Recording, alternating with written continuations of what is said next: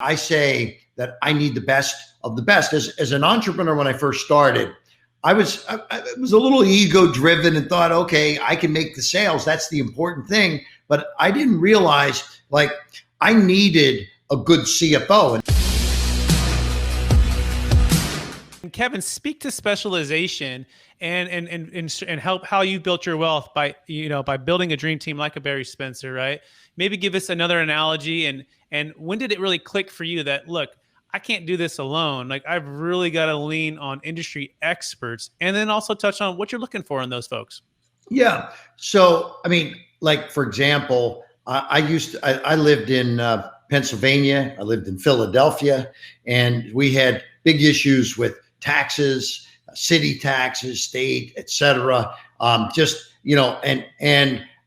So now I live in Florida. So there are some obvious situations in where you live, and then how you record incomes. And so I deal with capital gain situations every year, for many of them. And so having in my world, I say that I need the best of the best. As an entrepreneur, when I first started, I was a little ego driven and thought, okay, I can make the sales. That's the important thing. But I didn't realize like I needed a good CFO. In fact, we were dealing at one time, we were actually collecting sales revenues in about 35 different countries. Our own operations in London and Germany and Holland and in literally the Middle East, in Latin America. We had offices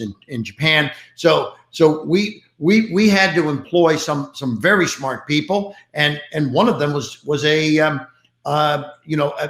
money analyst that traded currencies and hedged them for us, because we were dealing in so many currencies, because we could make profits, but if we didn't hedge, we were in trouble. So you could lose all your profits with the money currency disruptions. So I learned. I mean, I had a full-time guy on my staff that did nothing but hedge currencies, and so this is part of my dream team.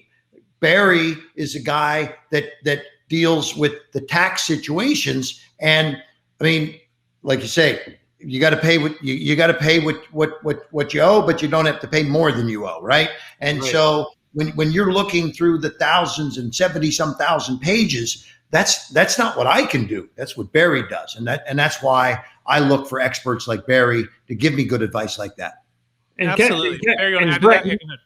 And Brett, you make a great point, and Kevin accentuates that by saying that he brought a CFO to his business. And one of the things that people don't realize is when you get to a few $1 million, whether you're managing $2 million, $20 million, $200 million, a lot of these people just kind of try to go it on their own and be their own CFO. Well, the smart business guy brings in a CFO, the CFO who sees the situation different than they do. And a lot of times that is exactly how people see us. Smart executives, smart business owners bring us in as their personal CFO that runs their multi-million-dollar personal business, right? If I have assets that I now own, that's my personal property, that is your multi-million-dollar personal business that you run. So would you ever run a private business without a CFO? No, you would run that with a CFO. You're smarter, saves you money, makes you more efficient. Just like Kevin, they find needles in a haystack, right? If it's hedge currency or whatever the case is, there's those opportunities in your personal business as well. So when you start to see your wealth and your retirement